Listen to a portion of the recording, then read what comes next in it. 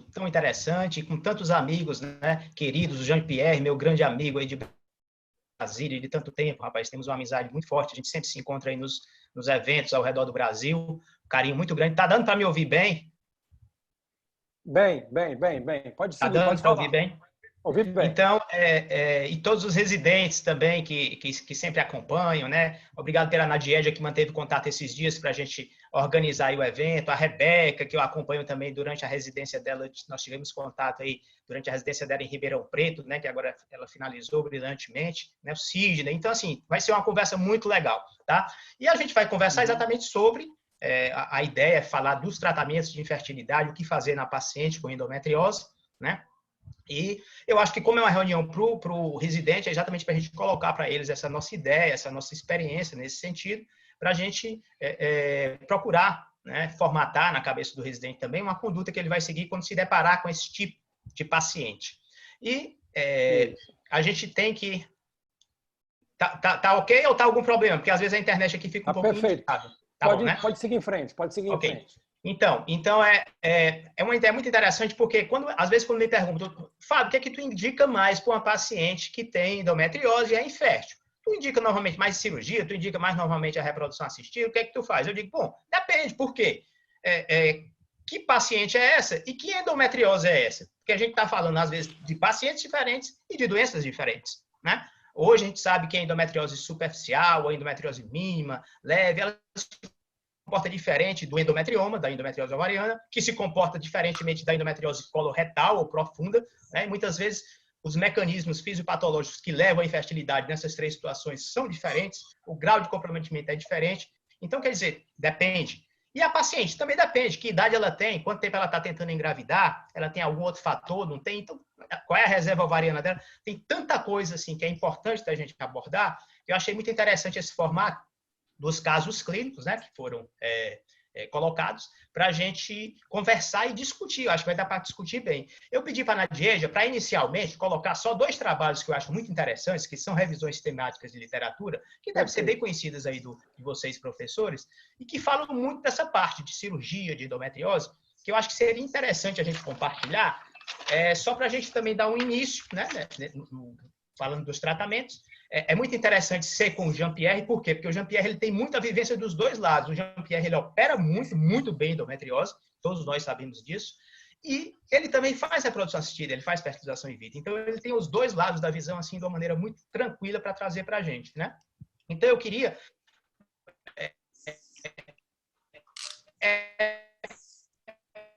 Está falhando. Eu compartilhar. Está falhando, só. Falhando. Pode repetir, Fábio, você falou um pouquinho a sua última fala.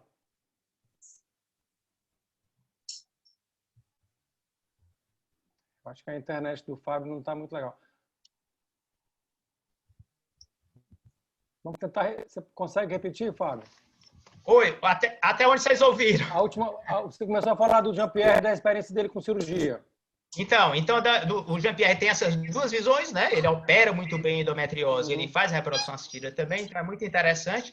E aí, para a gente começar essa discussão e para lançar também alguns fatores, eu gostaria de mostrar 2 trabalhos.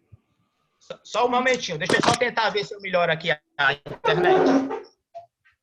Jean-Pierre, enquanto isso, você podia se apresentar, meu amigo. Falar aí da sua experiência, de onde você veio, de onde nós te conhecemos. Boa tarde a todos. Obrigado, Léo, pelo honroso convite de estar aqui com vocês. Eu nasci no Piauí e tive a oportunidade de fazer minha faculdade toda aí em Fortaleza, na Universidade Federal. E, em seguida, eu vim para Brasília. Eu fiz residência aqui, em ginecologia, obstetrícia. Tive a oportunidade de estar no IVE também de Valência, fazendo a nossa especialização em reprodução humana, junto aqui do HMIB, na qual hoje eu sou o responsável, o supervisor da residência médica em endoscopia, que eu tive na formação inicial na mesma. Fomos o primeiro, assim, dos primeiros a estar fazendo a laparoscopia, inicialmente toda a parte de teratomas, tumores mais comuns, envolvendo a parte depois de esterectomia por vídeo, e a coisa foi evoluindo para endometriose e etc. E eu tive a felicidade de estar fazendo aqui cursos de vídeo e outros cursos que me...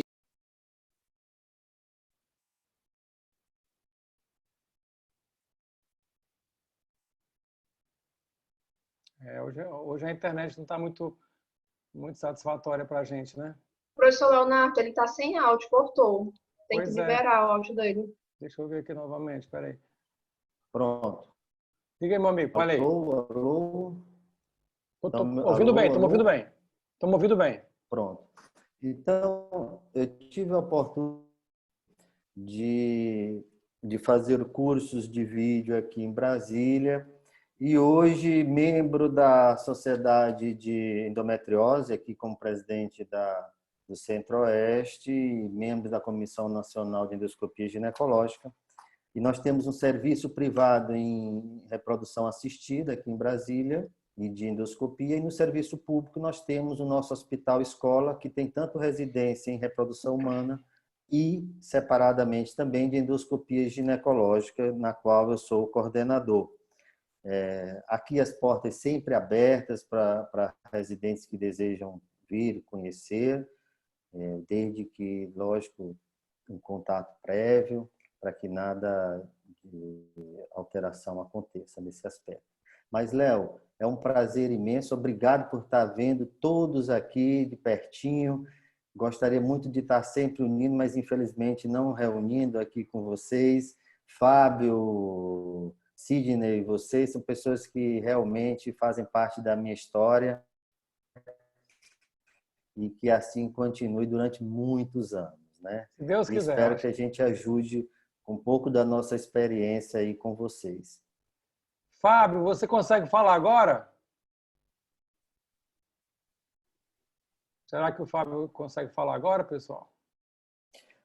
Léo, só Oi. queria dar um adendo. Você sabe que o Sidney, né, quando veio aqui em Brasília, quando eu botei o olho a primeira vez, que ele tocou numa pinça, eu chamei ele em particular e disse: olha, rapazinho, você está começando, mas eu vou lhe dizer um negócio. Você tem tudo para ser também um monstro sagrado da cirurgia. Não sei se ele lembra quando eu falei isso para ele.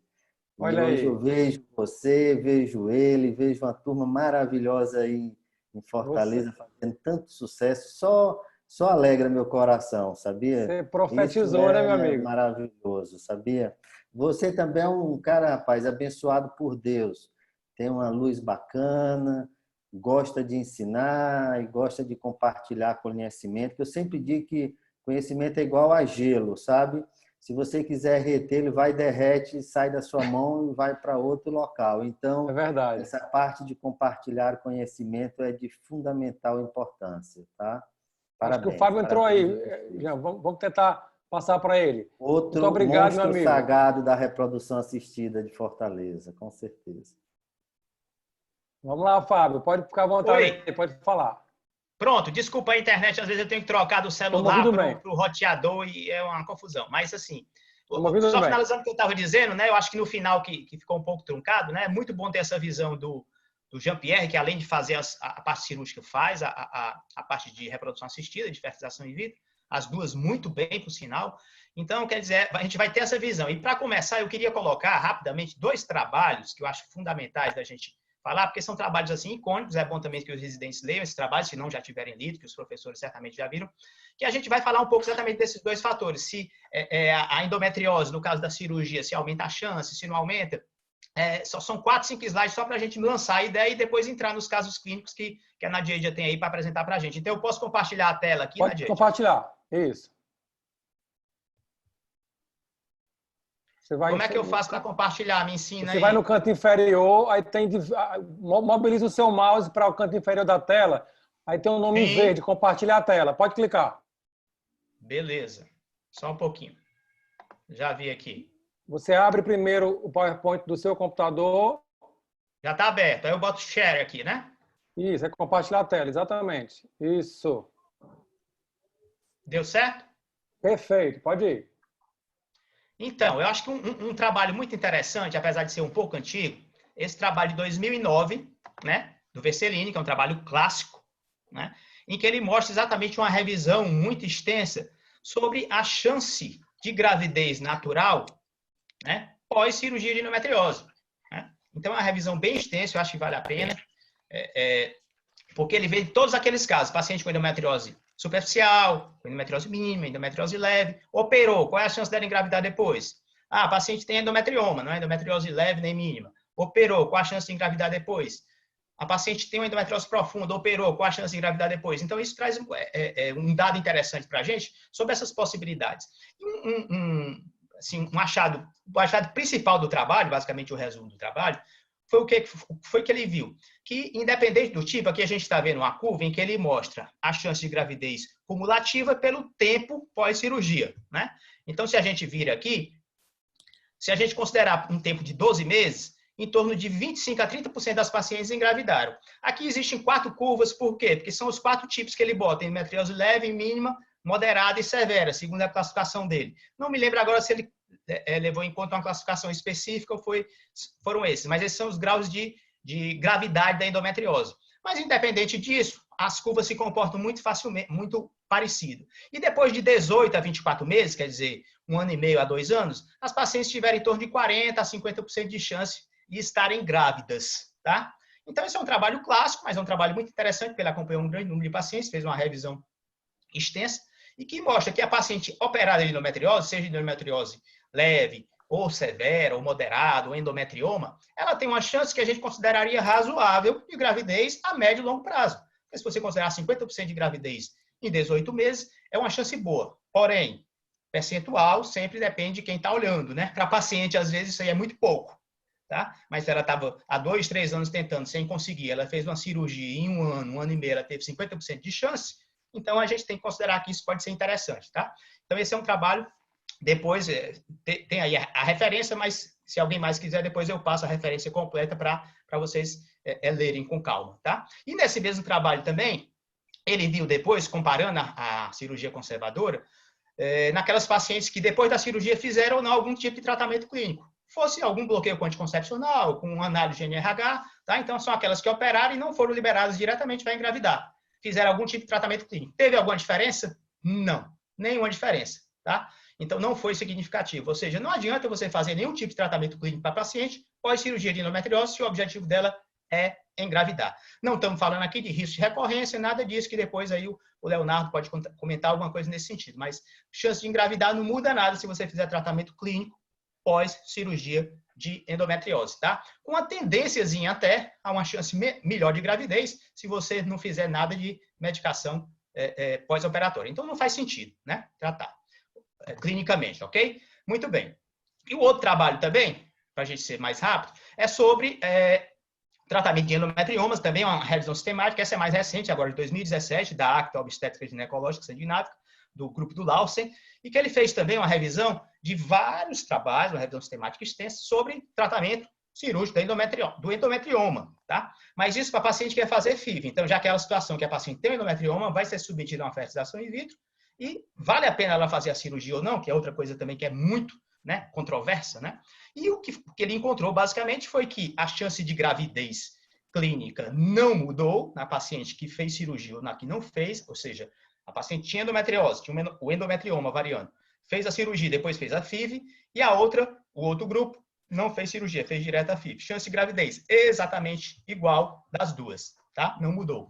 Como também a chance de nascido vivo, também a mesma coisa, não mudou, tá? E uma tendência, lógico, isso aí já é descrito também, nesse caso, naquele grupo que operou, a uma menor quantidade de óvulos, tá? Mas aqui, nesse caso, não foi significativo, porque ele fez só a contagem de folículos antrais por ultrassom, ele não utilizou outros marcadores, mas hoje em dia a gente sabe, e também tem poucos, né? Poucos estudos examinando isso especificamente nessa revisão sistemática, mas hoje em dia a gente já sabe por estudos mais extensos que realmente um problema da cirurgia do endometrioma é comprometer reserva ovariana, é reduzir reserva ovariana, tá? Então, em linhas gerais, eram só esses dois que eu queria colocar, a cirurgia do endometrioma e o que a cirurgia pode melhorar na chance de gravidez da paciente com endometriose, tá? Então, o que a gente tem que considerar para finalizar? Esse é o último slide. Se eu considero uma paciente em torno de 30 anos, que tem uma endometriose, e está com 2 anos de infertilidade, e não tem outros fatores reprodutivos, ou seja, a trompa está boa, o sêmen do marido está bom, o que é que a gente tem que considerar?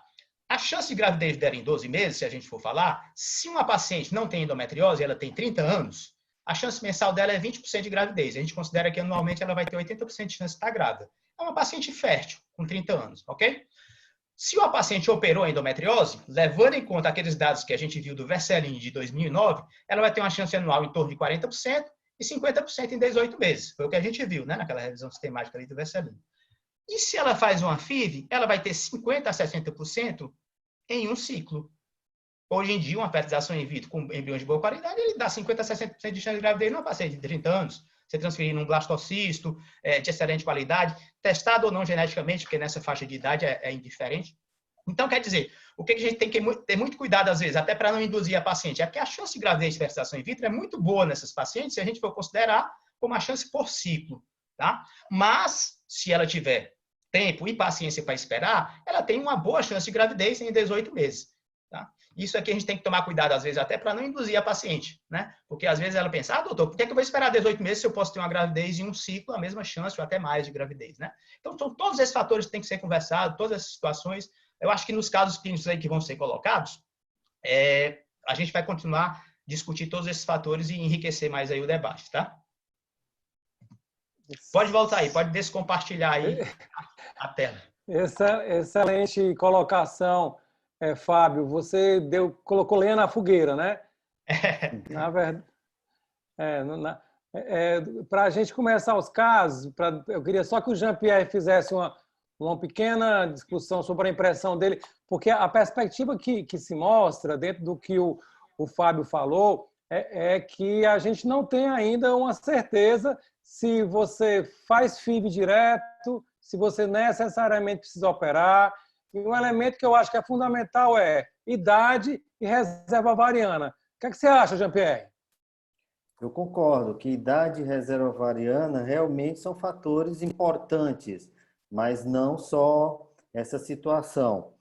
Se a gente for avaliar sintomatologia e para a gente ir para um lado, eu sempre falo o seguinte, principalmente para os nossos residentes, o que é importante quando a paciente está na nossa frente? Eu vou tentar falar de uma forma, imaginando que vocês estejam seria essa função, né, Léo? Acredito eu que é para isso que nós vamos estar aqui. Isso. O Léo vai dar, eu aproveito para convidá-lo no dia 20, o Léo vai dar uma aula espetacular sobre endometriose, então eu vou me deter apenas aqui ao falar como seria a postura nossa diante, vamos dizer assim, de um paciente com endometriose. Assim vai ficar aquela dúvida.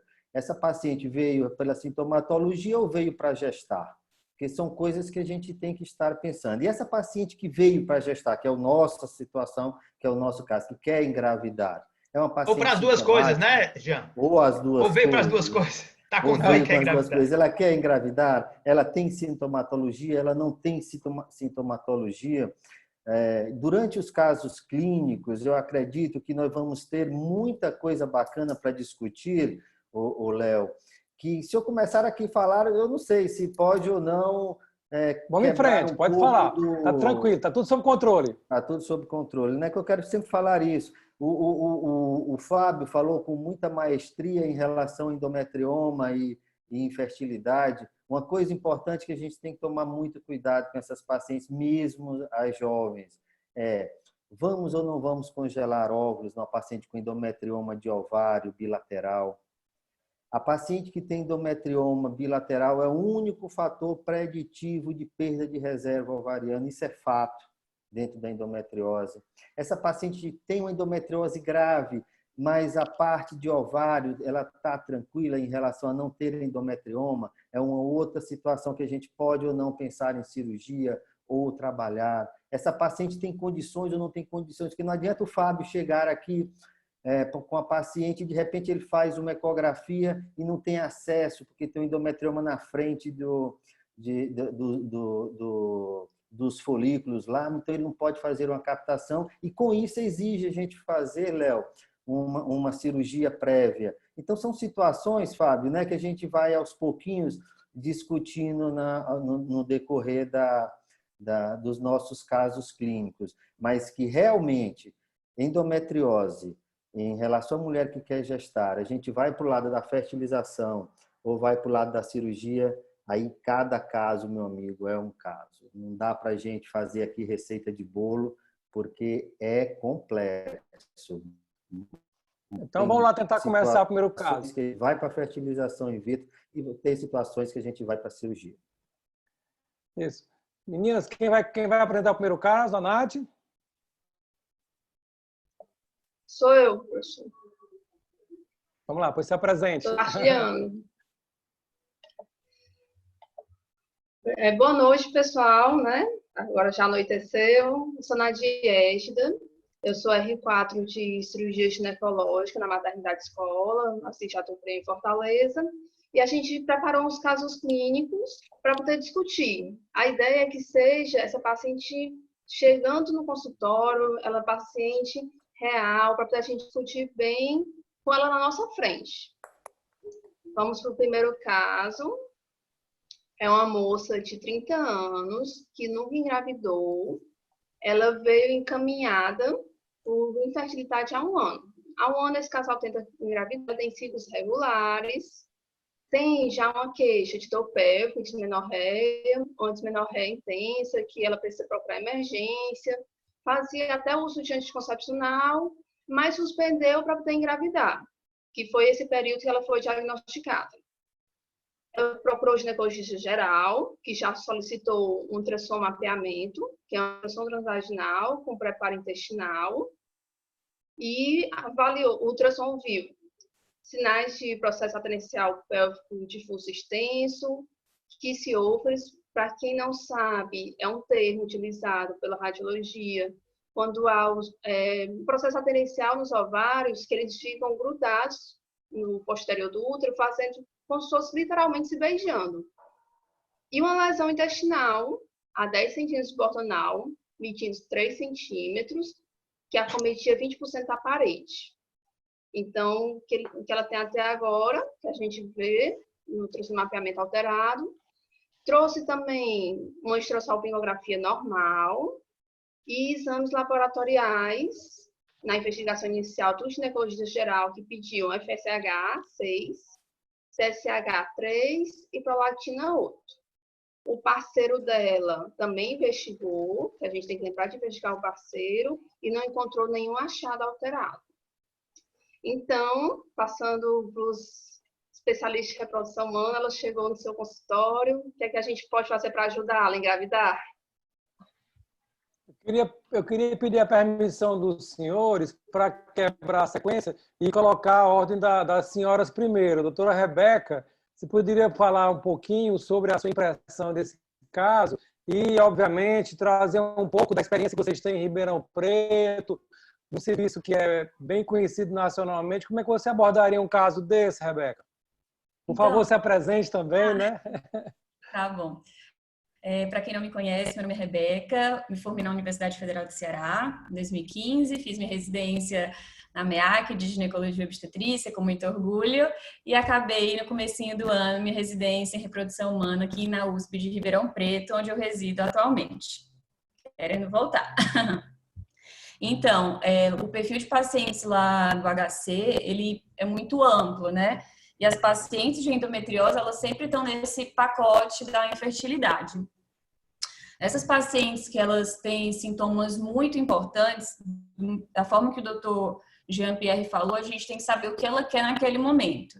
Se ela é uma paciente que está com dor incapacitante, com prejuízo de qualidade de vida, se o objetivo dela é de engravidar no momento agora pode aguardar para uma melhora de qualidade de dor, o HC, ele realmente orienta nessas pacientes, tendo uma abordagem, né, médico-paciente, a possibilidade cirúrgica. Até para informar a paciente que tanto na endometriose mínima e leve como na profunda, como é o caso dessa paciente, tem aumento de taxa de gestação espontânea, como o doutor Fábio Eugênio falou, até 50% em 18 meses pós-cirurgia. Então, nesse caso da paciente, é muito uma conversa do que a paciente quer. Lembrando que o tratamento de reprodução assistida, ela não piora a sintomatologia da endometriose. Isso é uma coisa importante a se falar para essas pacientes. Porque por conta dos hormônios que elas recebem, muitos têm receio da piora dos sintomas, e isso não foi confirmado. tá? Então, essa paciente é muito a conversa. Uma paciente jovem, com FSH bom, a gente não sabe a reserva ovariana dela, a contagem de folículos não foi mostrada, mas acredito que seja uma reserva adequada, reserva boa. Então, é muito conversar com o paciente que ela deseja no momento.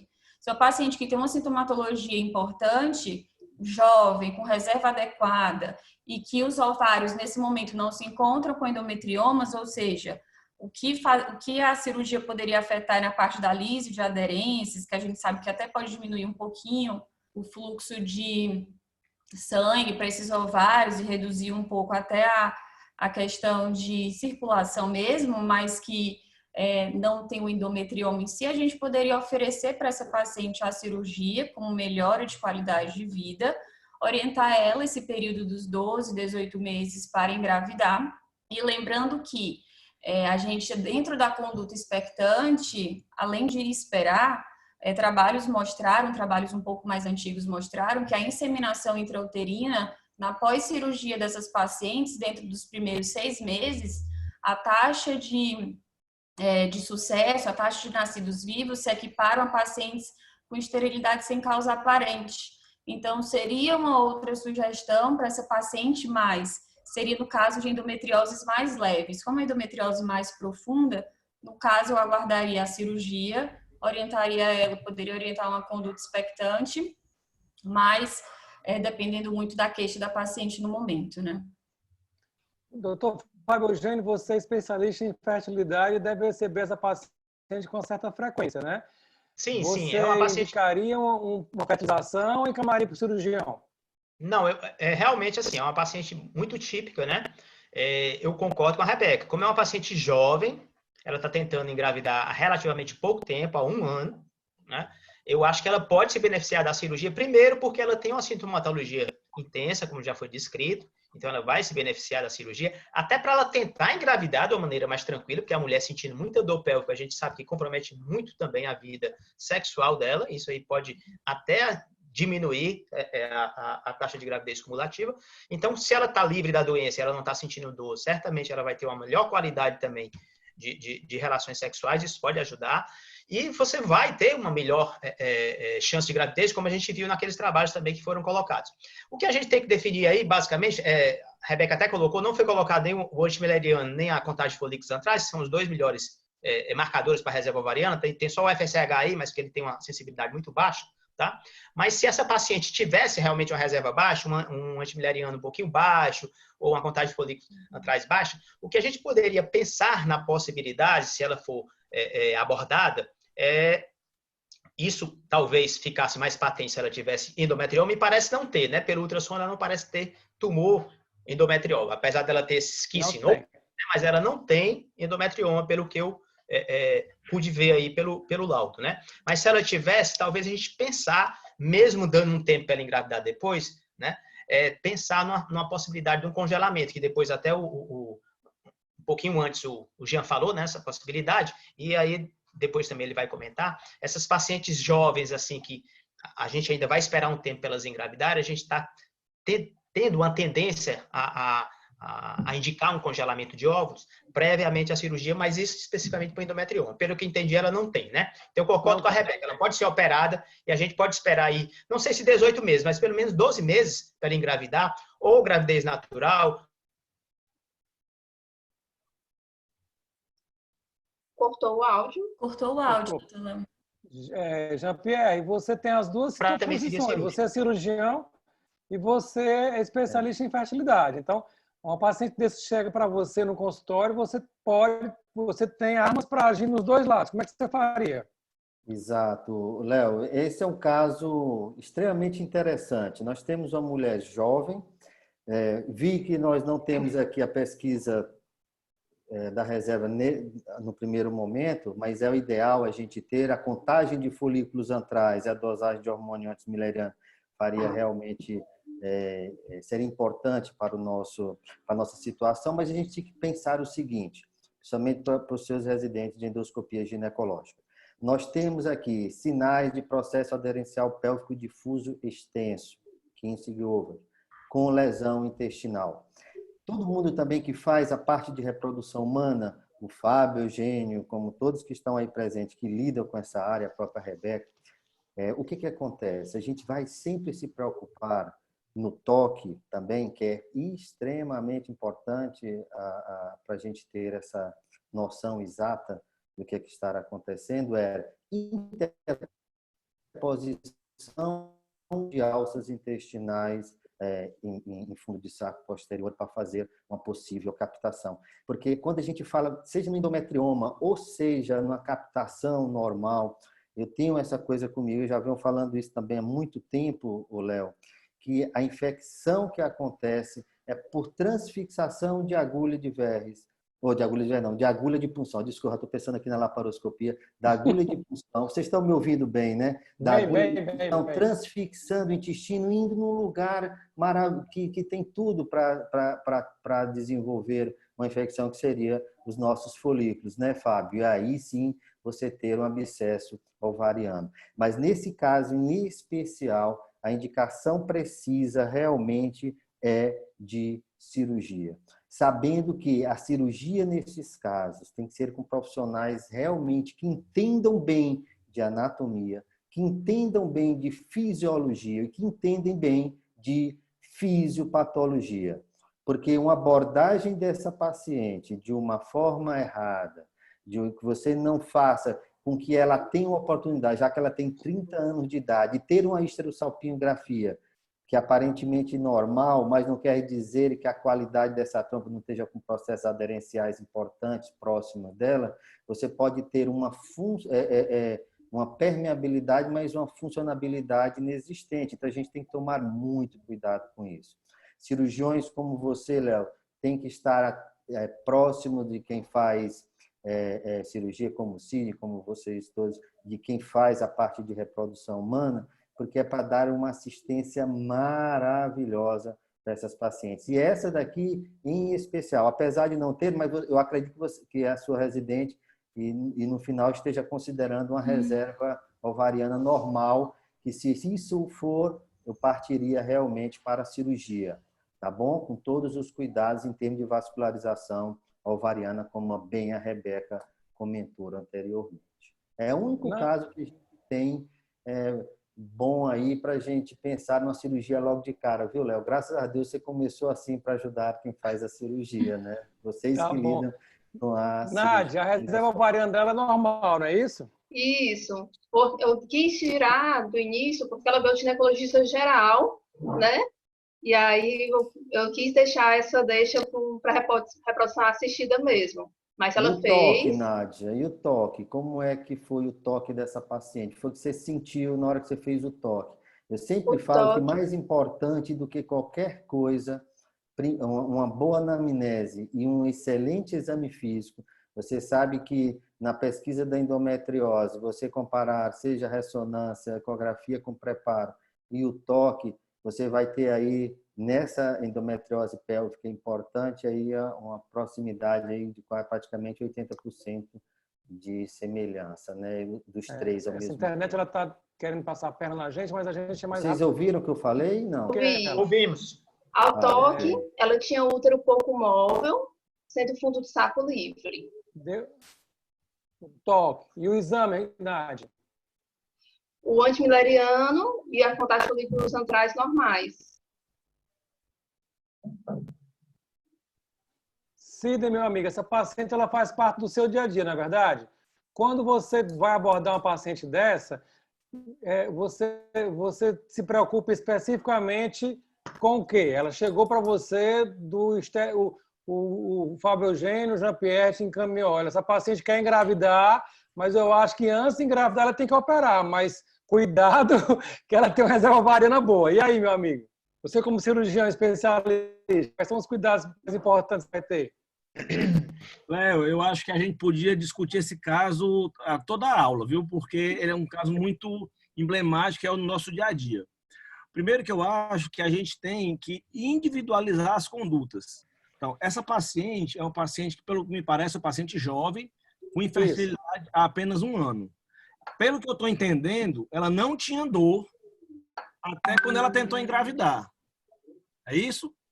Oi, cortou. Não tinha dor aonde? Não, Sidney. Ela tem dor pélvica e dismenorreia intensa. Sem resposta, tratamento clínico, quando suspendeu para tentar engravidar.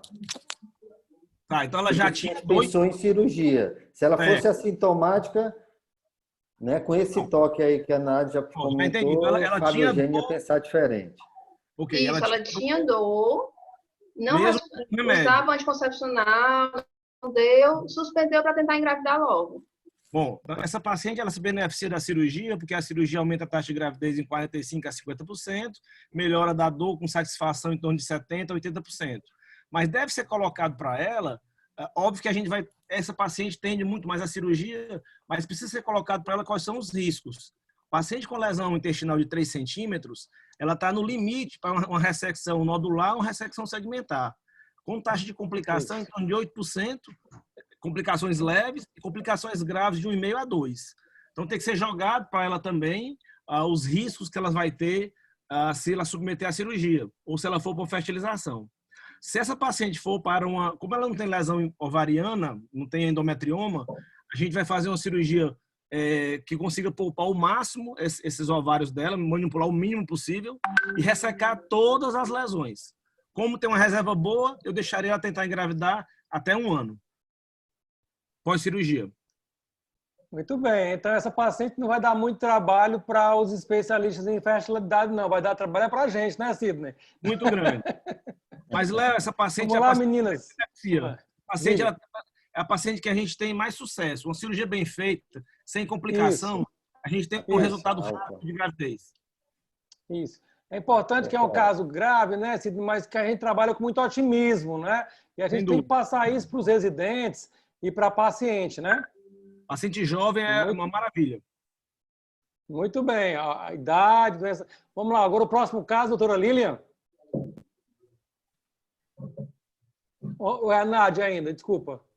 Lilian. Oi. Vamos lá. Olá, boa noite. Estou me apresentando, tá? Lilian.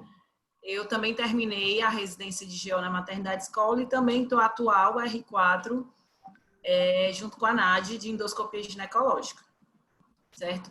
Então, vamos apresentar o segundo caso para mudar um pouquinho. Ela é uma paciente também jovem, né, de 30 anos, que nunca engravidou. Só que é uma paciente que ela já está tentando engravidar sem sucesso há 4 anos. E é uma paciente totalmente assintomática e tinha ciclos menstruais regulares. Então, ela procurou um especialista e que começou a investigação, né? Aqui na tabelinha a gente consegue ver os exames. Ela avaliando a reserva ovariana com FSH, né? Veio normal de 7. FSH é prolactina dela também normal. E continuando a avaliação da reserva ovariana com hormônio antimileriano, que veio bom. E a contagem de folículos antrais veio 10, em que ela tinha 4 no ovário esquerdo e 6 no ovário direito. E aí, pela investigação mesmo, ela sendo assintomática, o especialista em fertileuta optou por pesquisar com o mapeamento. E no mapeamento veio a alteração. Foi encontrado um nódulo para cervical à esquerda de 1,2 centímetros, um espessamento no fórnice vaginal, ovários normais, só o esquerdo que tinha um pouquinho de mobilidade reduzida. Ela também fez histrossalpingografia, que eram pérvias, as trompas eram pérvias ao contraste, né? Veio normal. E na investigação do parceiro também não encontrou nenhuma anormalidade. E aí eu queria passar agora para os especialistas. Nessa paciente, o desejo, como ela é assintomática, o desejo dela principal, realmente, ela deseja muito gestar. Ela já está há 4 anos. E aí, o que é que vocês sugerem? Doutora Rebeca, você tinha reclamado que não tinha os exames. Eis uma paciente com os exames para você analisar. Sim, agora eu tento. E, assim, normal, né? Para a idade dela, um paciente com contagem folicular de 10, o MH de quanto? 1,9, né? Doutor Leonardo, é uma paciente... Você pode falar um pouquinho desses valores, porque a gente tem residente, né? E não especialista? Sim, sim.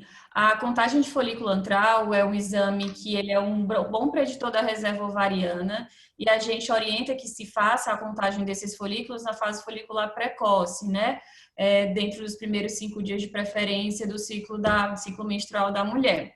valendo que essa mulher tem que passar pelo menos de 2 a 3 meses na ausência de contraceptivos, né, porque a ação hormonal ela pode alterar a contagem folicular e o FSH, apesar de não alterar o AMH, mas a gente também tem que observar quando for orientar o pedido desse exame.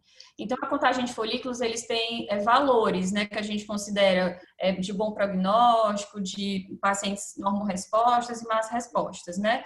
Então, a contagem folicular entre 5 e 7, abaixo disso, a gente considera uma reserva folicular baixa, né, reserva ovariana baixa. Entre 8 e 15, reserva folicular adequada, e acima de 15 já folículos que podem sugerir uma hiperresposta ao estímulo, né? Então, uma contagem folicular de 10, uma paciente de 30 anos, é uma contagem folicular normal, ok. O AMH, que é o hormônio antimileriano, ele independe da ação do ciclo menstrual e independe também do uso de hormônios exógenos, né, como anticoncepcional, e ele também tem valores. Apesar do cutoff dele ser a gente não saber muito bem, a gente sabe quando prediz uma má resposta também, que é entre 1,1 e 1,3, abaixo disso, né? Então, a paciente com antimileriano de 1,9 é um antimileriano ok, adequado. Lembrando que esses valores, tanto do FSH como do antimileriano, eles não predizem gestações espontâneas. Então, se uma paciente tivesse um antimileriano baixo ou um FSH um pouco mais alto, não predizeria gestação espontânea, sim resposta ao tratamento de reprodução. Isso é uma coisa que a gente também tem que diferenciar, tá? Então, dentro desses parâmetros a paciente de 30 anos, no Ligesto, infertilidade um pouco mais longa, né, de 4 anos, diferente da outra paciente que era infertilidade de só 1 ano, é um paciente que a gente pensa um pouquinho muito sobre a ansiedade que ela está em relação a isso, né? Eu acredito que nas clínicas de reprodução, quando elas vão procurar a gente, elas já querem procurar para fazer o tratamento, propriamente dito.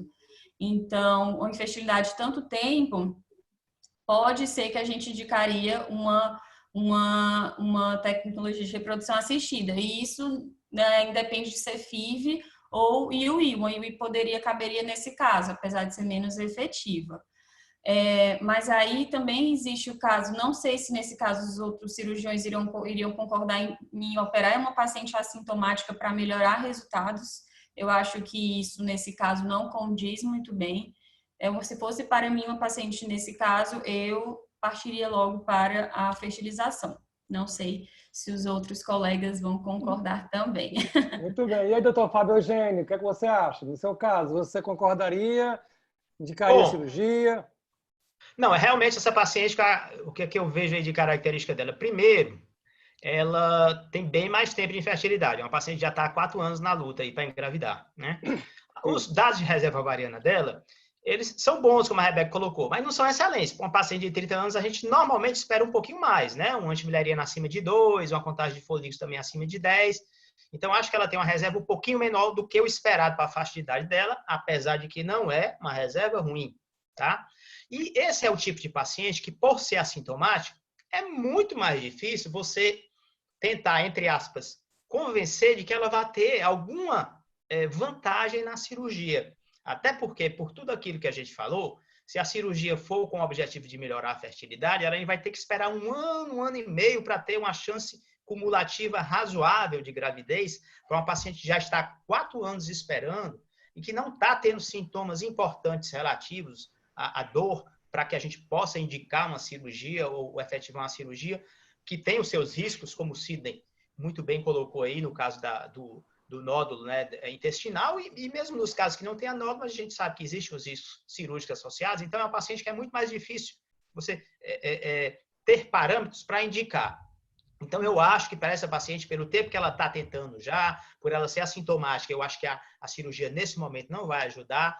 Concordo com a Rebeca, é uma paciente que a gente tem uma tendência muito forte a indicar já um método de reprodução assistida, de preferência a fertilização in vitro. Também pelo tempo que ela já está com a doença, 4 anos, porque aí você vai ter uma resposta mais rápida. Essa é uma paciente excelente, eu acho, para mostrar aquele último slide que eu mostrei. Coloca lá, ó, se você operar, você não sente nada. E mesmo operando, você vai ter 50% de chance em 1 ano e meio. Se você fizer uma FIV, você tem 50% a 60% de chance com uma tentativa, né? Até porque a gente sabe também, hoje em dia, a maioria dos estudos mostram que a chance de gravidez pela fertilização in vitro com a paciente que tem endometriose, ou uma paciente da mesma faixa de idade, com as mesmas características que não tem endometriose, tende a ser a mesma. Então, o fato dela ter endometriose não vai reduzir a chance de gravidez dela engravidar na fertilização in vitro. Né? E nem a cirurgia, é bom que se diga, vai aumentar a chance dela engravidar com a fertilização in vitro. Tá? Então, o fato dela fazer cirurgia não vai aumentar a chance dela engravidar também, mesmo que ela vá direto para a fertilização in vitro. Então, nesse caso, eu acho que a FIV estaria bem indicada. Jean-Pierre, meu amigo, essa paciente está chegando para você não na sua clínica particular, mas ela chegou para você lá no serviço público. E ela não tem como fazer a FIV. E aí, meu amigo, a gente diria para ela se conformar e adotar? Aqui, vocês estão me ouvindo bem, não é? Ouvindo muito bem. Bom, nós temos aqui duas situações que eu gostaria muito de separar. Eu queria antes perguntar, para não cair na mesma situação. Nádia, você fez o toque nessa paciente? Foi a Lília que examinou. Ô, Lília, você fez o toque nela? Sim, ela também tinha uma mobilidade uterina um pouco reduzida e a gente conseguia palpar esse espessamento do fórnix vaginal posterior, mas sem outros achados. Era um paciente que não tinha nem dor quando a gente fazia o toque. Ok. Eu concordo quando a gente pensa numa paciente jovem com reserva ovariana dita, vamos dizer, normal, ela não está excepcional, como se não está nenhuma Brastemp, mas não está nenhuma Prosdóximo, não está meio termo, está ótima, não está ótima, mas está boa. O que é que a gente tem que pensar nessa situação, Léo? Que a fertilização in vitro, para quem já está há tanto tempo esperando, realmente é uma situação. O que a gente tem que pensar nas pacientes, principalmente as carentes. Ela tem acesso à fertilização in vitro? Eu tenho o privilégio, Léo, de ter no serviço público um serviço de fertilização in vitro que eu possa oferecer a essas pacientes jovens. Porque tem um tempo para que elas possam, mas elas podem demorar, Fabinho, de 4 anos em média de espera para fazer uma fertilização in vitro. E eu ainda posso ter uma chance de ter essa reserva ovariana, vamos dizer assim, ainda presente. Mais comprometida, né? Porque assim, se você tem acesso, ela tem condições financeiras ou não tem de ir no serviço privado, chegar lá para o Fábio Eugênio, eu quero fazer uma fertilização in vitro, e se ela tem esse acesso ou não tem esse acesso. São situações que a gente, se não tem, aí eu sou muito sincero em falar. Fazer uma boa avaliação do masculino, um bom espermograma, uma boa avaliação. Eu prefiro mandar, mesmo do público, doutor Fábio Eugênio, por favor, faça um preço diferenciado para ele fazer um teste de capacitação espermática bacana aí na sua clínica. Meu paciente é cortesia, já. Então, pronto. Lá também na nossa, gente, como eu tenho no serviço público a possibilidade de estar fazendo teste de capacitação de primeira linha, igual aqui na nossa clínica privada, só foi uma ideia. Mas, Fábio, ótimo por você liberar isso daí, excepcional. Por que eu estou falando isso? Porque muitas vezes, de uma forma, ou por inexperiência, ou por qualquer outra coisa, a tendência de que tem um serviço de endoscopia vamos ajudar essa paciente carente? Ela tenha, de um certo modo, uma mobilidade reduzida, ela tem um útero com pouca mobilidade. Será que ela tem um nódulo aderencial? Será que, olha, eu canso, Fábio, de fazer laparoscopia de endometriose até média, em situação que vai demorar muito para fazer uma fertilização in vitro, que quer submeter a laparoscopia, e às vezes existe uma película em cima desse ovário, fina, que muitas vezes ela pode ovular, mas o óvulo às vezes fica bloqueado ali, não tem como essa trompa captar. Ela tem uma trompa permeável e às vezes não tem um encontro do óvulo com o esperma. Eu estou conseguindo me fazer entender nessa linha de raciocínio? Sim. Mas se a gente pode fazer e essa é uma, por isso que eu digo, endometriose tem muitas nuances. E o que acontece? Se eu penso em fazer uma cirurgia e de repente ela tem um fator masculino também presente, que pode representar 30% a 40% das vezes, que Fabinho me conserte caso eu esteja errado, e de repente ela vai para uma cirurgia de que eu vou estar ajudando essa paciente? Teoricamente, no serviço de endoscopia, a Lília vai achar maravilhoso fazer a vídeo nela contigo, mas nós não vamos ter um resultado satisfatório no pós-operatório. Prestem sempre atenção, Lília. Paciente que tem a possibilidade de endometriose com infertilidade, liga para o doutor Fábio Eugênio, dê prejuízo na clínica dele, que ele pode sim ter condições de estar fazendo esse exame e vai ajudar demais vocês, entendeu? Então, se ela tem acesso à fertilização in vitro, ótimo. Mas se ela não tem o pudor religioso, né, Rebeca? De repente ela participa de uma religião e diz assim, olha, eu não aceito fazer fertilização in vitro, doutor Jean-Pierre. A minha religião não permite ter essa situação. Eu estou falando no serviço público, tá? Como você Mas isso acontece mesmo. Acontece. Então, a gente tem que estar, como é que eu posso falar, prestando atenção a esses detalhes. Ela tem condições de estar pagando a fertilização. Eu sei que o Fábio também tem serviços sociais para ajudar essas pacientes carentes, mas tem paciente que às vezes não tem condições zero. E qual é o tempo que ela tem? Ela tem tempo para fazer realmente essa fertilização in vitro? Sair de Fortaleza para vir aqui em Brasília, ela vai passar 5, 6 anos. Então, é consenso entre os senhores da infertilidade e não opera essa paciente? Fertilização in vitro, teoricamente é essa, é sintomática. Muito tempo, essa paciente chega para ti, como já chegou para mim também. Ela veio com esse nódulo assintomático, o doutor não quer me operar, e aí? Eu faria.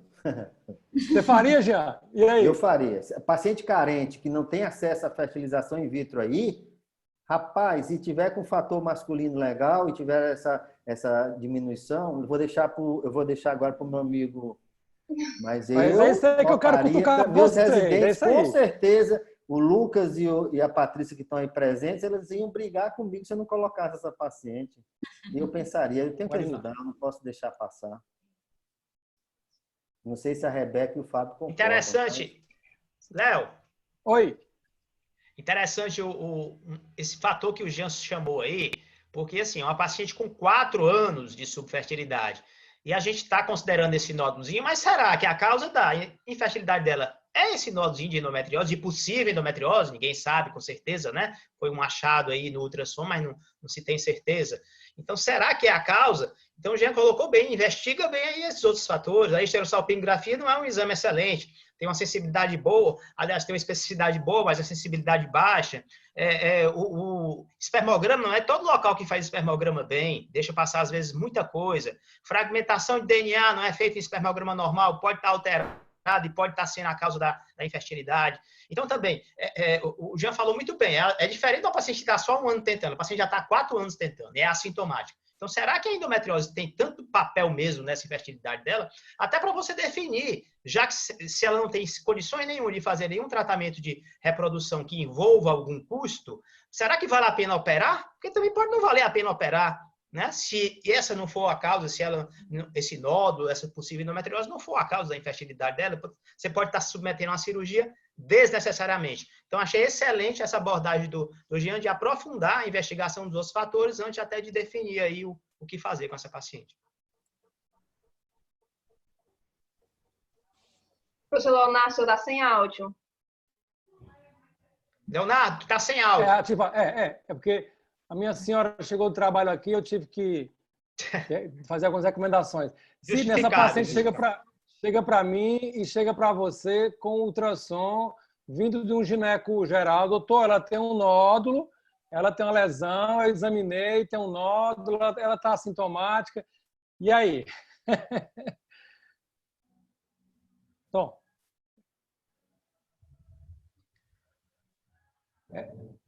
Sem áudio.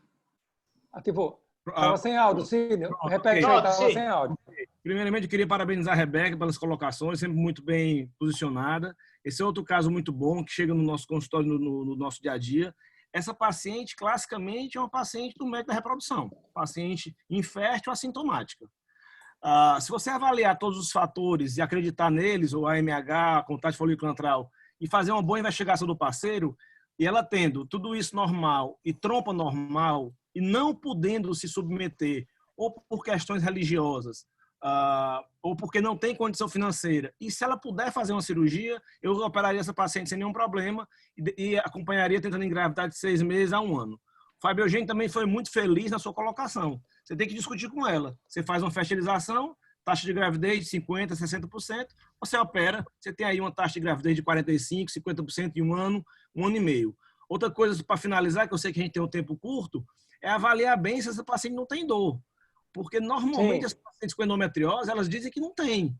Ah, eu não tenho dor na menstruação, eu tenho uma dor normal, eu não tenho dor na relação. E aí, quando você vai examinar mais profundamente, você encontra um nódulo, é doloroso, você começa a pesquisar, ela tem disquesia, ela tem alteração urinária. Então, assim, avaliar um pouco mais essa paciente.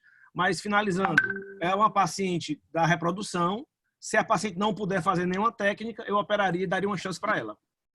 Perfeito, Sidney. Você vê que tanto a gente que é cirurgião, como o pessoal da fertilidade, o foco no aprofundamento da avaliação. No nosso caso, da história clínica, eu suspeito muito dessa paciente totalmente assintomática, né? Quando a gente senta para conversar, a gente descobre alterações evacuatórias, e foi muito importante a colocação do grupo da fertilidade de ver que existem outras avaliações que podem acrescentar demais para a gente, né? Vamos para mais um caso aí, pessoal? Quem agora? Nadi? Mas só para completar aqui, Léo. Diga aí. O que o Sidney falou também de fundamental importância. Veja o que é um cirurgião de primeira linha, como você também. Nós temos que ter companheiros de trabalhos maravilhosos. Vocês têm aí a turma da fertilização in vitro e esse parecer, ele tem que ir e vir, né? E o que ele faz? Lança para o fertileiro, mas ele devolve sabendo se vai fazer ou não e qual o procedimento. Parabéns. Isso mesmo. Mais um casinho aí, pessoal? Vamos lá. Então, caso 3, a gente já vai envelhecer um pouquinho a mulher. É uma paciente com 37 anos, certo? É uma paciente que ela já teve uma gestação. Muito nova, viu? Não vai envelhecer sem necessidade, não. É muito jovem. Fertilidade. É uma paciente que já teve uma gestação espontânea há 13 anos. E aí ela casou novamente, né? E passou a querer ter outro filho, mas não está conseguindo há 5 anos. E ela relata ter ciclos menstruais regulares, só que ela já tem uma queixa de uma dor pélvica crônica, que segundo ela era uma dor pélvica cíclica, com dismenorreia intensa há mais ou menos uns 10 anos, e há uns 2 anos ela evoluiu com essa dor pélvica crônica acíclica, né, diária. Associado a isso, ela tem uma dispareunia de profundidade que faz ela parar a relação sexual por causa da dor. E aí ela procurou o especialista para investigar essa infertilidade. Nos exames, a gente pode ver na tabela aqui na lateral, foi avaliar a reserva ovariana. Ela tem um FSH de 8, TSH e prolactina vieram normais, o hormônio antimileriano 1,3, mas a contagem de folículos antrais dela veio de 6, certo? E aí, no ultrassom com mapeamento dessa paciente, ela já teve um achado de um nódulo irregular no fórnice vaginal posterior de 1,5 centímetro, associado a esse espessamento dos ligamentos uterossacros bilaterais. Os ovários estavam normais, não tinha endometrioma no ovário, mas tinha uma mobilidade reduzida no ovário esquerdo. Quando ela fez a esterossalpingografia, não foi anormal, né? Foi encontrado uma obstrução tubária na porção proximal à esquerda, mas a trompa direita veio pérvia na passagem de contraste.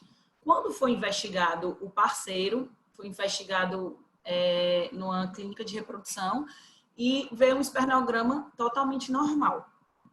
E aí agora eu quero saber a opinião. Essa paciente, ela deseja muito gestar. Ela parou o tratamento há 5 anos. Ela está sem nenhum tratamento dessa dor pélvica porque ela está muito interessada em gestar. E aí eu queria saber qual é a opinião de vocês. Doutora Rebeca, eu vou pegar o gancho aí que você falou muito bem do AMH e da contagem folicular no caso anterior, e eu vou aproveitar o seu pique para te perguntar. Veja que essa paciente ela está tendo um AMH e uma contagem de folículo aí meio discrepante, né? Como é que a gente interpreta isso aí? Junto com o fator tubário, obviamente. Não, na verdade, coincide um pouco com a idade que ela tem, né? A gente sabe que a partir dos 35 claro. anos a fertilidade cai e com isso os marcadores também podem alterar um pouco. Então, são marcadores de baixa reserva, né? O AMH de 1,3 e a contagem de folículos antrais de 6. E a gente vê que a clínica dessa paciente é semelhante à clínica da primeira paciente, só que com perfis diferentes, né? Uma paciente que é mais velha, com marcadores já alterados, uma esterossalpingografia alterada, diferente da outra, então a abordagem, ela se faz um pouquinho diferente também. É uma paciente que o tempo conta muito contra ela, né? Então, se a gente faz tratamentos que posterguem ainda mais, né, o desejo de maternidade, causa prejuízo para a questão de desejo mesmo da paciente, né? Então, para esse caso, eu orientaria realmente tecnologia de reprodução assistida, técnica de reprodução assistida para ela, porque é uma paciente que eu acho que não se beneficiaria em postergar ainda mais os tratamentos visto a idade, né, que é o fator que mais conta, e os marcadores que já estão alterados. E aí, doutor Fábio Eugênio? Bom, vamos ver. Essa paciente, então, como a Lília colocou, é uma paciente já um pouquinho de mais idade, né? 37 anos. Tem um fator positivo, a endometriose ou a infertilidade dela é secundária, então ela já teve um filho, esse é sempre um fator prognóstico positivo para uma nova gravidez, mas ela está há 5 anos tentando. Chama a atenção aqui na história clínica, né? Que ela tem uma dispareunia importante que faz interromper a relação sexual, né? Então, quer dizer, até a gente questionar, como eu já tinha comentado uma vez, que essa frequência de relação sexual dela pode ser até baixa e isso está comprometendo também essa taxa de gravidez cumulativa dela aí em longo prazo, que ela já está com 5 anos tentando novamente, né? Tem, pelo ultrassom, achados sugestivos de endometriose e tem essa esterossalpingografia ainda que mostra também uma obstrução tubária numa das trompas. Apesar de que a obstrução tubária proximal, a gente sempre fica na dúvida se não é um espasmo tubário, né? Se não é um falso positivo da esterossalpingografia. Mas ela tem isso aí também de achado. Então, considerando que ela tenha realmente endometriose e que esse achado da esterossalpingografia seja verdade, que ela tem uma obstrução tubária unilateral, ela já vai ter realmente uma chance muito menor de gravidez, tanto natural como também algum método de tratamento de reprodução assistida de média complexidade, como a inseminação intrauterina, né? Que depende muito de trompas boas. E nessa situação ela não tem as trompas boas, né? Então, é uma candidata realmente para fertilização in vitro, sem dúvida, se ela tiver condições financeiras, se ela tiver acesso a um serviço público que possa fazer, com uma certa celeridade, porque, como o Jean falou, às vezes, em serviços públicos aqui no Brasil, a paciente espera 3, 4 anos para fazer, e aí ela vai perder a chance de engravidar, né? Então, se ela tiver condições de fazer uma FIV, o ideal é fertilização in vitro, sem dúvida, para ela, tá? Porque, realmente, se ela fizer, vamos dizer que ela faça uma cirurgia, valeria a pena tentar melhorar essa trompa. Para a obstrução proximal, a cirurgia tubar é muito ruim, né? Se fosse distal, quem sabe, mas vamos supor, e tirar essa endometriose valeria a pena, mas aí o quê? Ela vai esperar 1 ano e meio, ela vai ter já 39, 40 anos para ter. Então, quer dizer, não faz muito sentido. Então, nesse caso, eu acho que realmente a indicação melhor seria a fertilização in vitro. Aí, em relação à dor, bom, a gente sabe que durante a gravidez ela vai ter uma melhora dessa dor. Posteriormente, a gravidez reavalia como é que fica esse estado álgico dela para definir, né? Mas, nesse momento, eu acho que a melhor indicação para ela, como o objetivo dela é engravidar, seria a fertilização in vitro. Concordo com a Rebeca. E, doutor Fábio, outra coisa, né? Quando essas pacientes tentam uma exceção à cirurgia para essa paciente, né? Se, por exemplo, ela tentasse várias vezes tratamento, e aí a cirurgia poderia ser benéfica para ela como uma última tentativa, né? Assim, no caso de falha de tratamento, né? Você diz falha de fertilização in vitro? Isso. Aquelas pacientes que fazem sucessivas vezes, né? Que funcionam como uma última tentativa. Fazer a cirurgia para... Pois é, poucas situações hoje em dia a gente poderia dizer que uma cirurgia ajudaria naquela paciente que vai fazer FIV, né? Basicamente, como a gente falou, a maioria das evidências mostram que não vai melhorar a chance de gravidez na FIV se ela fizer uma cirurgia prévia. Tem só 2 grupos na França, se eu não me engano, que publicaram já algumas revisões, alguns trabalhos, inclusive randomizados, mas com número curto de pacientes, dizendo que naquelas pacientes com endometriose coloretal, tá, que atinge realmente víscera, eles pegaram, separaram em 2 grupos. Um grupo eles operaram e fizeram a FIV, e outro grupo eles fizeram o FIV direto. E eles encontraram a melhor chance de gravidez naqueles casos em que eles operaram a endometriose intestinal antes da FIV. Tá? Mas só são, na verdade, é só um grupo que publicou os 2 trabalhos na França. Eu tenho a impressão que é só um grupo ou são 2. Depois eu posso passar a referência para vocês. Mas fora esse trabalho, a grande maioria dos outros grupos no mundo dizem que não melhoraria a chance de gravidez. Porém, naquelas pacientes que foram direto para a FIV, ok. Aí fizeram 1 ou 2 tentativas, como a Rebeca colocou. Não engravidaram, ou seja, tem falha repetida de implantação, como a gente fala, formou bom embrião, o endométrio tá bom, a gente implanta e ela não engravidou, aí pode ser um caso que vale a pena a gente indicar que ela faça a cirurgia antes de fazer uma nova tentativa de fertilização, né? Interessante esse dado que você colocou, Rebeca. E aí, doutor Jean, essa paciente já fez uma FIV, fez a segunda, não respondeu, chegou para você, ela veio da Rebeca, veio do Fábio Eugênio, ela foi para Brasília porque ela tinha feito 2 FIVs e não respondeu. E aí? Tá sem áudio, o Jean. Opa, deixa eu ligar aqui o áudio dele. Liguei. Opa. Desligou. Ligou. Bom, pessoal, a gente tem que imaginar que a endometriose ela é uma doença importante para a reprodução humana, não temos nenhuma dúvida, seja pelos fatores locais, com comprometimento da sua anatomia, seja pelo fator endócrino, por comprometimento da função ovariana, seja em relação ao masculino, em relação à espermomigração desses espermatozoides. E a gente sabe que o tecido endometrial, ele é um tecido que dinâmico, vocês concordam comigo? Ele é responsivo a hormônios, que sofre proliferação reativa, cíclica, que tem diferenciação, que tem apoptose, que tem quebra e que tem regeneração. Exatamente para apoiar o quê? Para apoiar a sua principal função, que é de regular o implante do embrião. Vocês concordam comigo nesse aspecto? E existe uma associação imediata e lógica entre endometriose também e adenomiose. Eu não posso deixar de pensar que numa paciente que fez uma fertilização, 2 fertilizações in vitro, será que ela tem algum fator inflamatório importante? Será que ela não tem uma adenomiose associada, que a gente sabe que pode ter 70% das vezes uma associação direta entre endometriose e adenomiose, que é a endometriose do útero, né, Fabinho? Não é, Rebeca? Que a gente tem que estar, digamos assim, atento, de olho nesse aspecto. E a gente sabe também que nesse tipo de paciente existe dificuldade para a gente ter marcadores tumorais, para a gente pensar em endometriose. Mas existem alguns trabalhos já recentes mostrando exatamente, vou dizer, o BLC6, que você fazendo a biópsia na segunda fase, com H-score mais ou menos 1.4, fazendo essa avaliação que demonstra, vamos dizer assim, inflamação, foi encontrado uma grande porcentagem de pacientes que têm endometriose com BLC6 alterado. BCL6 alterado. Positivo, né? Positivo. Então, a gente tem que prestar atenção a essa situação também, tanto que às vezes a gente está fazendo biópsias aqui com pesquisa de endometrite, com pesquisa de BCL6 agora, exatamente para a gente tentar ver se tem essa associação. Paciente que tem suspeita de endometriose, valeria a pena, Fábio?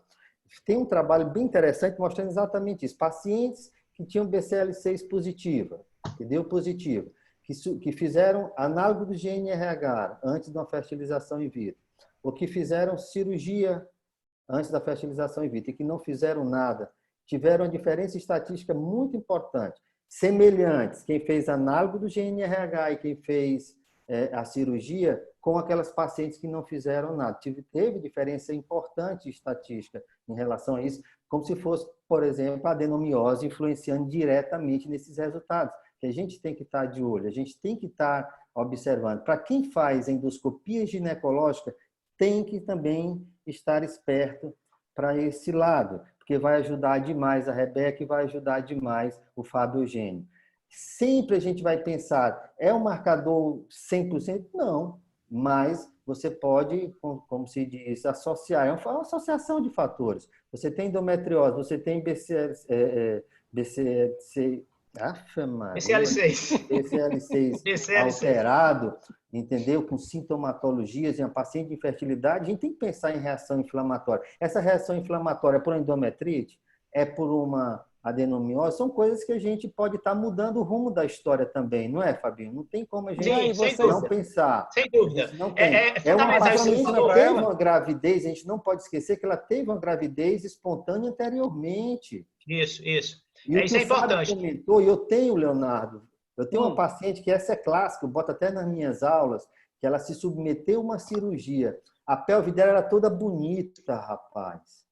A pelve dela só tinha um pequeno foco em útero sacro e fundo de saco posterior, só uma pontinha do iceberg. Eu lembro, falando assim, eu vou me lembrar muito de você e do Cílio. O que acontece? Essa paciente é submetida a uma cirurgia 6 meses antes de vir comigo. Por dor, ela não conseguia, exatamente como se fosse esse caso clínico. Essa paciente não tinha condições, ela não tinha relação sexual satisfatória, ela não conseguia chegar no final das suas relações. O que aconteceu? Eu fiz o toque, estava lá, a mesma lesão. Fez a cirurgia, retirou em bloco essa cirurgia com preservação de nervo, tudo bonitinho. E essa paciente conseguiu ter sua relação sexual e engravidou espontaneamente. Agora a gente tem que tomar cuidado. Tem um serviço público e tem um serviço privado. É isso que a gente tem que começar sempre a prestar atenção.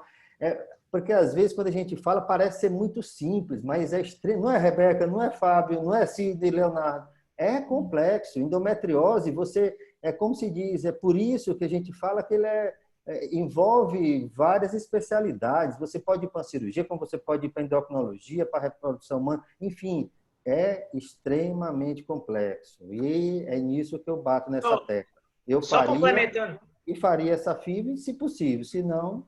Só complementando isso que Alô? Léo, tá me ouvindo? Léo caiu aqui. Caiu? Estão conseguindo ouvir? Sim, Estou ouvindo bem. Pronto. Não, é só dizer assim, dessa parte que o Jean-Pierre colocou, fundamental na implantação, porque hoje em dia a gente já sabe bem que a endometriose altera toda a fase da reprodução humana, desde lá do óvulo, como ele falou, sêmen, transporte do sêmen, capacitação do espermatozoide no trato genital da mulher, né? Altera o processo de fertilização, altera a formação do embrião, e pode alterar, e consequentemente altera a implantação, porque esse endométrio está alterado, né? Existe uma resistência à progesterona, existe essa alteração do BCL6 que o Jean colocou, né? Que é uma alteração de gene que leva a uma metilação no gene do receptor da progesterona, que causa uma resistência à progesterona. E existe uma associação também, muito importante também, que o Jean colocou, de paciente com endometriose ter endometrite subcrônica. Então, tem que investigar também, porque muitas vezes você faz a FIV, né, Jean? Quando você vai implantar, você tem que ter um endométrio bom, senão essa paciente não implanta, né? Então, isso é fundamental realmente de ser investigado, né? E nesses casos de adenomiose, a gente lembrar que talvez seja uma das situações ainda que a gente está preconizando, que quando a gente faz a FIV, e congelou o embrião antes de transferir, a gente faça um bloqueio pélvico dessa paciente com análise de NRH, né? Existe aquele trabalho clássico que recomenda fazer 3 meses, mas a maioria dos grupos hoje em dia está reduzindo um pouquinho. O Dominique Diziglet, da França, que estuda muito endometriose, faz muito tratamento nesse sentido, ele já tem proposto só 1 mês de análise nas pacientes com adenomiose antes de fazer a implantação do embrião. Tá? E tem ajudado muito também para a gente, nesses casos de endometriose que são submetidos à FIV, não fazer transferência a fresco. Porque o endométrio realmente não é bom da paciente com endometriose, né? É melhor você realmente congelar o embrião e conseguir um endométrio melhor, dissociando o ciclo de estimulação ovariana do ciclo de implantação endometrial. E fazendo toda essa investigação que o Jean colocou aí, tá perfeito. Fábio. Oi. Se eu colocar um pouquinho mais de lenha na fogueira. A gente está falando de infertilidade, mas a paciente ela tem uma dor pélvica crônica acíclica e uma dispareunia de profundidade intensa. Essa dor, tanto da relação sexual quanto a dor acíclica, não vão melhorar com bloqueio. Porque, geralmente, a dor que mais melhora com bloqueio é a dor da menstruação. Então, essa paciente, em algum momento, ela vai precisar de uma cirurgia. Então, assim, será que caberia, eu queria a opinião de vocês, fazer um ciclo de reprodução assistida, colher embrião, vitrificar, operar essa paciente e, posteriormente, implantar esses embriões? Excelente pergunta, Cid. É uma controvérsia, é bom até ouvir a opinião de todo mundo, atua, inclusive, porque, assim, é uma dúvida que eu tenho também. Será que essa paciente se beneficiaria nesse sentido que você falou? Vamos supor que ela não tem adenomiose, ela tem só essas lesões aí e essa dor importante, como você falou. Então, vale a pena a gente indicar a cirurgia para diminuir todo esse fator sintomático e depois fazer a implantação do embrião, para que ela já engravide, entre aspas, livre da endometriose, ou a gente pode transferir logo para ela engravidar. Será que durante a gravidez ela vai melhorar dessa dispareunia pelo fato? Tem um aspecto importante, Fábio. A cirurgia pode deparar-se com a tuba doente, né? Com a hidrossalpinge que não era vista, com conteúdo purulento, e você pode tomar uma decisão intraoperatória de fazer uma salpingectomia, que pode ser um elemento que melhora o prognóstico para vocês. O que é que vocês acham? Não, perfeito, mas assim, a hidrossalpinge, assim, se o método de imagem foi bem feito, a hidrossalpinge era identificada, né? E a hidrossalpinge que atrapalha a gente é aquela que é vista no período pré-ovulatório, que já é muito fácil de você ver, porque a trompa está dilatada e até com ultrassom transvaginal simples você vê. Então é muito difícil escapar do método de imagem bem feito, Léo, tá? É muito difícil. Mas você tem razão, se ela tiver um hidrossalpinge, aí é uma indicação clássica de que antes de implantar o embrião, a gente já coletou, já formou o embrião, antes de implantar, a gente faz a indicação da cirurgia. Mas eu gostei muito dessa pergunta do Cid e queria saber a tua opinião. Você indicaria fazer a cirurgia? Vamos supor que essa paciente já está com o embrião formado, tá? Essa do caso aí. Uhum. Antes de implantar esse embrião no útero, você indicaria operar para ela ficar livre desse quadro álgico que ela tem? Ou você acha melhor ela engravidar e ver isso aí depois? Fábio, existe uma orientação, inclusive do Estre, né, de que após várias tentativas de insucesso, na paciente muito sintomática, há um benefício da cirurgia, inclusive para a qualidade de vida e para, entre aspas, dar um tempo para essa paciente. Se a gente conseguir operar e tirar esse quadro de dor dela significativo e ela tiver uma segurança de que ela tem ali o embrião congelado para ela partir para um novo processo daqui a um ano, depois dela sair dessa situação de estresse, isso é uma realidade que eu acho que já teve até paciente que nós compartilhamos com uma realidade semelhante a essa, né? A paciente partiu para daqui a um ano, depois da dor resolvida, do quadro resolvido, ela fez a fertilização. Isso é uma possibilidade e isso faz parte do nosso dia a dia. O Sidney pontuou muito bem. Rapaz, eu amei essa pergunta, viu, Sidney? Amei a sua resposta, Fábio também, e a do Léo. Eu vou ser muito sincero em falar. Aqui na clínica eu tenho duas situações interessantes. Eu lido com os dois lados. Eu compartilho número, gênero e grau com o que o Sidney falou também, de você fazer uma FIV, você operar e você depois fazer uma transferência. Essa é uma situação extremamente plausível, até para esse caso aqui, não tenho nenhuma dúvida disso. Mas você pegar uma pessoa que lida também só com reprodução humana, que já está com tudo ali na mão, às vezes, nós que fazemos a endoscopia, eu vou falar um pouquinho para o Léo e para o Sidney, você escola no Fábio, e diz assim, Fabião, eu vou fazer essa cirurgia também para ajudar um pouquinho, porque senão ele vai querer fazer só a transferência depois. Né? Não, brincadeira, Fabinha, só para relaxar aqui o ambiente. Mas você realmente tem esses dois lados e não é fácil. Eu acredito que a Rebeca também deve parar muito nessa situação. Realmente são duas situações interessantíssimas. Fazer a fertilização in vitro com uma transferência depois.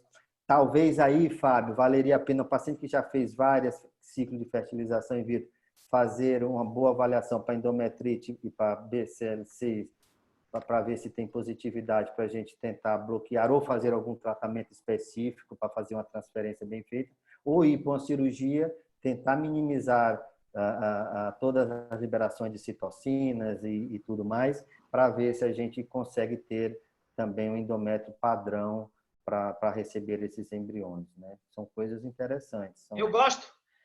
Eu gosto muito, você falou um fator fundamental, eu gosto muito, particularmente, o Sidney e o Leonardo sabem disso, eu gosto muito daquela paciente que tem um quadro de endometriose severa, quer engravidar, tem uma idade já um pouquinho maior, que a gente indica direto uma FIV, eu gosto muito de fazer a FIV, coletar os ovos, formar o embrião, congelar e mandar ela operar. Sim. E a gente libera para a cirurgia, para fazer uma limpeza boa, porque isso vai dar uma qualidade de vida para ela, vai livrar ela da doença, às vezes está muito extensa, e depois a gente implanta. É muito comum fazer isso, eu acho excelente. Quer dizer, eu faço muito isso, muito, é muito frequente. Pessoal, eu vou ter que interromper para a gente fazer o último caso, para a gente não entrar aí na madrugada. Vamos lá, último casozinho para a gente... Oi. O senhor não acha melhor terminar nesses 3? Eu tenho uma pergunta aqui aos residentes que pediram para conversar. Certo. O que é que vocês sobre acham? os residentes Pois não. que têm a dúvida de falar um pouco mais sobre espermograma, de qualidade, o que é essa fragmentação. Vai, Fabinho. Bom, Vamos lá. Bom, a análise espermática, né, o espermograma, apesar de parecer um exame simples, ele não é, né? Lógico que ele tem toda uma padronização da OMS, tem os critérios, né? E você fazer contagem espermática, você fazer a avaliação de motilidade, a avaliação de morfologia, às vezes não é tão simples. Então, realmente, espermogramas feitos em clínicas que não têm tanta experiência em analisar fator masculino podem induzir a erros, né? Eu não gosto particularmente muito de pedir espermograma em laboratórios gerais, que fazem tudo, fazem todos os tipos de exame, porque às vezes quem vai fazer aquele exame ali do sêmen não é uma pessoa que tenha uma capacitação em andrologia, né? Em sêmen.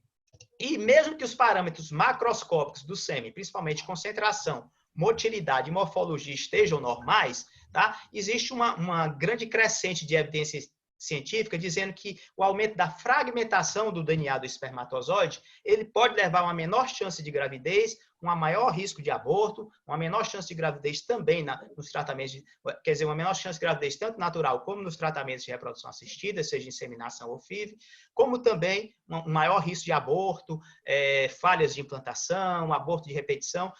E o que é essa fragmentação do DNA? O espermatozoide ele é um conjuntinho de DNA todo empacotado, né, extremamente empacotado, para ele ser transportado ali até o óvulo, né? Então, praticamente, a endometriose ele não tem... desculpa, endometriose. Não, o espermatozoide. Eu falei endometriose? Foi? O espermatozoide, né? Ele é um conjuntinho empacotado ali de cromatina para ser levado até dentro do óvulo, né? Então, assim, ele é altamente especializado, ele não tem praticamente nenhum organelo, ele não tem citoplasma, ele está ali só para levar. Então, fatores externos ou fatores do próprio testículo que levem à produção de radicais livres podem levar a lesões, a fragmentações no DNA. Certo? Isso acontece normalmente em qualquer célula nossa e nós temos mecanismos próprios para bloquear isso aí. São fatores para anular os radicais livres, são fatores antioxidantes, né? Então, só que muitas vezes esses fatores eles não são contrabalançados completamente e o paciente pode ter um aumento dessa fragmentação do DNA. Então, o DNA ele pode ter certos quebrazinhas nos bases, né, pareadas. Então, com isso, você pode identificar aquele homem que tem espermograma normal, mas que ele pode estar tendo uma dificuldade de engravidar sua parceira, ou uma dificuldade maior de engravidar através de um tratamento de reprodução. E esse exame pode ser pedido, chama-se fragmentação do DNA espermático, ou teste de estabilidade da cromatina espermática. É um exame que ele é feito um pouco mais rotineiramente, não se faz em laboratório comum, mas a maioria dos laboratórios que trabalham com reprodução assistida, eles fazem esse tipo de exame, tá? Caso seja necessário pedir. Pessoal, eu queria finalizar com outra pergunta dos residentes para vocês. Vocês mexeram aí no vespeiro, né? Os residentes têm muitas dúvidas com fertilidade. Quanto tempo após a cirurgia para fazer a fertilização in vitro? Doutor Jean-Pierre, por favor. Se você tem uma cirurgia que você não envolve o intestino e que também não envolva o ovário, teoricamente, é uma paciente com 2 meses a 3 meses, eu teoricamente não tenho nenhum problema de indicar. Paciente que tem lesões retrocervicais, que possam ter a eczéria de cúpula ali, uma lesão retrocervical importante que possa envolver a vagina, a gente só espera o tempo suficiente para ter uma boa cicatrização. Pacientes que têm endometrioma, a gente tem que tomar um pouquinho de cuidado para ver qual foi o tamanho do endometrioma, qual foi, se era bilateral ou não, porque se você estimula esse ovário, pode ser que na fase bem inicial da pós-cirurgia, pode ser que ele não tenha uma resposta de imediato. Não sei se vocês concordam comigo ou não, Fábio e a Rebeca, mas eu gosto de esperar um pouquinho mais para ter uma boa recuperação, melhorar a vascularização, para que esse ovário ele não sinta, vamos dizer assim, o trabalho que foi executado em cima dele e que possa, com isso, trazer prejuízo. E naquelas pacientes que têm a lesão importante intestinal, que você faz uma ressecção, se for só uma ressecção linear ou circular, eu poderia esperar uns 3, 4 meses. Se for, talvez, uma ressecção segmentar realmente, no mínimo, eu espero uns 4 meses para estar fazendo com tranquilidade essa fertilização. E para fazer uma ressecção intestinal, provavelmente ela tinha endometriose muito importante pélvica. Eu não sei como é que vai estar esse processo de cicatrização até lá. Essas são minhas considerações. Lógico que, com certeza, vocês vão ter mais aí para complementar. Doutora Rebeca, em Ribeirão é semelhante? Sim, sim, semelhante sim, doutor Léo. Assim, tudo que foi discutido, tudo que foi falado é muito semelhante com o que faz aqui. A equipe cirúrgica e a equipe de reprodução, elas conversam muito bem, né? Então, muitos profissionais da própria reprodução são cirurgiões. Então, esse é basicamente o consenso mesmo, de pacientes mais severas aguardar mais um pouco, as pacientes com envolvimento intestinal mais ainda, né? As pacientes com acometimento mais leve, eles já liberam de imediato para gestar, para tentar, né, o tratamento. Pessoal, vocês estão vendo que a gente deixou para a semana que vem a parte 2, né? Que a gente vai falar sobre endometrioma em paciente infértil. Vocês estão me ouvindo? Estamos. Sim, todos estão convidados. Eu queria dizer convocados, mas como eu não tenho essa moral toda, eu convido os senhores para a semana que vem participar. O Luiz Flávio, nosso grande amigo, trabalha com o Maurício Abrão, a tese dele, o estudo dele é com endometrioma, com reserva ovariana, em endometrioma. Oi? Eu vi a foto rapidamente aqui, eu pensei que era o Mandetta, mas é Luiz Flávio, né, Fernando? Não, é Luiz Flávio. E o Evangelista Torquato, né? Nosso grande amigo também, trabalha na Clínica Bios aí, com o Fábio Eugênio, né? Eu resolvi separar e deixar para a semana que vem os casos de endometrioma e eles vão fazer 2 abordagens teóricas sobre endometrioma e nós vamos discutir os 2 casos. Eu queria agora que os senhores fizessem as últimas colocações, começando aí pela doutor Sidney, doutor Jean-Pierre, doutora Rebeca, doutor Fábio Eugênio, nosso enorme agradecimento à residência da Maternidade Escola, em nome da professora Zenilda Vieira Bruna, nossa titular, que está aqui presente. Professora, diga só um olá. Deixa eu ver se ela está aqui ainda. Eu posso estar... Grande abraço aí para a doutora Zenilda, hein? Um grande abraço. Nossa grande professora que está acompanhando de pertinho. E nós todos somos só gratidão aos senhores. Sabemos que, apesar de toda essa pandemia, a gente está conseguindo se encontrar e fazer. E não é fácil você disponibilizar um tempo desse para estar aqui entre nós. A professora Zenilda está aqui agradecendo a todos nós. Obrigado a todos vocês. Só engrandecem a residência e a maternidade escola, que é a casa de todos nós. Exatamente. Um beijo para todos. Obrigado, professora. Meus amigos, com as considerações finais, para a gente já ir jantar, né? Nossa família nos aguarda. Doutora Rebeca, por favor. Só para agradecer mesmo o convite, doutor Leonardo, foi um prazer ajudar, até para a gente se reinventar um pouquinho nessa quarentena, né? É sempre bom se manter atualizado, discutir o que a gente gosta. Fiquei muito agradecida pelo convite, querendo muito voltar para minha terrinha, com saudade, doida para trabalhar com todos vocês. Um abraço para todo mundo. Aguardando os convites para trabalho, né, doutora Rebeca? Com certeza. Doutor Fábio Eugênio, por favor. Olha, agradecer, Leonardo, também foi excelente, adorei rever o Jean, muita saudade, vamos nos encontrar aí em breve, Jean, quando passar tudo isso, nos congressos, para a gente se abraçar e trocar ideias, tomar um chopp, vai ser muito bom. Então, assim, nesse período, muito obrigado, Léo, pelo convite, foi excelente discutir com todos vocês, com os residentes, estou sempre à disposição quando você precisar, meu amigo, você sabe que nós estamos juntos, precisando pode chamar, foi excelente, obrigado, hein? Meu amigo, nós que agradecemos. Doutor Sidney, mais uma vez, já está virando prata da casa, meu amigo. Se me chamar, eu venho, Léo. Estou bem facinho, né, Cid? Estou bem facinho, é? Bem facinho. Agradecer o convite, encontrar vocês todos, o Jean, que é o meu mentor, o cara que eu me espelho muito, deixar um conselho para os residentes. A endometriose tem que ser individualizada, a gente tem que se colocar na condição do paciente, mostrar para ele todos os desfechos, empoderar para que a decisão seja compartilhada, tanto com o paciente, quanto com o pessoal da reprodução, quanto com o cirurgião, sempre em mente o melhor resultado para ela. Obrigado pelo convite. Um grande abraço, pessoal. Mais alguém? Não, né? Jean-Pierre. Jean-Pierre, perdão, o nosso convidado internacional, rapaz. Pelo amor de Deus. Duplamente aí. Muitíssimo obrigado pelo convite. Sinto-me realmente honrado. Rever, nem que seja aqui de uma forma online, o Cine, rever o Fábio, rever você, Léo, também, pessoa maravilhosa sempre. Eu espero que vocês continuem assim, perfeitos.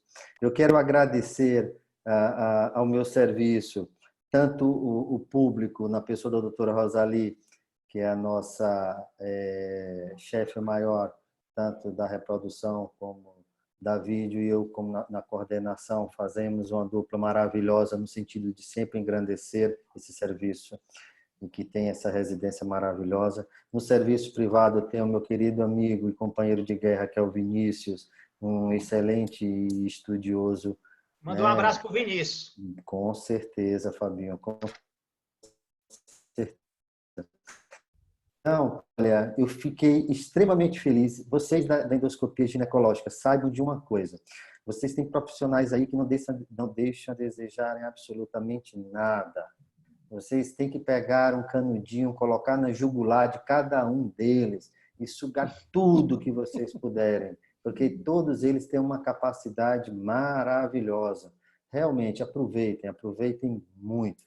Eu só tenho que realmente eu fico extremamente emocionado de toda vez ver o Fabinho, que antes todo bonitão na faculdade, agora meio carequinha, mas continua bacana. Sidney, né, Sidney? Você está com cabelinho branco aí também, está me imitando, né, Fábio? Está me imitando, né, Fabinho? Mas tudo bem. Leozinho, você continua tomando seu banho de formol, você não envelhece também de jeito nenhum. Parabéns. Olha, todos vocês, Rebeca, que eu tive o prazer de conhecer agora, e todas vocês, Nádia, Lília, que... Só não pode levar a Rebeca para Brasília, viu? Hein? Como é que é? Só não pode levar a Rebeca para Brasília. Tudo bem, ó, não vou nem falar nada, depois vai despertar ciumeira aqui. Olha, tudo de bom para vocês, que Deus continue abençoando. Eu sei que vocês estão passando também por um momento muito difícil aí, talvez um pouco diferente do que eu não estou nessa curva aí de tantos pacientes acometidos com Covid, mas Deus sempre no comando, né, das nossas vidas. Tudo de bom. Léo, muito obrigado por compartilhar um pouco do que a gente faz aqui. Foi uma pena que a gente não pôde estar mais tempo. Eu queria passar mais umas 3 horas aqui a gente conversando e discutindo, mas estejam sempre à vontade de ou ligar ou conversar alguma coisa, mas vocês têm profissionais aí que nem precisam por causa disso. Um grande abraço, um beijão no coração de todos vocês, tá bom? Muito obrigado. Obrigado, pessoal. Fica aí na tela o convite. Semana que vem, nós já temos 2 programações fechadas, o evangelista e o Luiz Flávio. Na outra semana, vamos ter o Luiz Gustavo Brito e o Rodrigo de Castro. Vamos mudar o tema para a uroginecologia, falar um pouquinho de robótica e laparoscopia. Se Deus quiser, a gente vai colher frutos muito bons nessa quarentena, né? Contar com a ajuda desses profissionais aí de renome nacional e internacional, como o Luiz Flávio, o Luiz Gustavo, o evangelista e o Rodrigo. E os nossos amigos agora que participaram hoje, Jean-Pierre, Fábio Eugênio, o Sidney e a doutora Rebeca. As residências, doutora Nadiede e doutora Lilian, parabéns, foram brilhantes, apresentaram muito bem e a gente só fica orgulhoso e vamos continuar juntos. Boa noite, pessoal, bom jantar, um grande abraço, um beijo no coração. Beijão no coração. Obrigada, de todos vocês. boa noite. Tchau. Tchau. Tchau.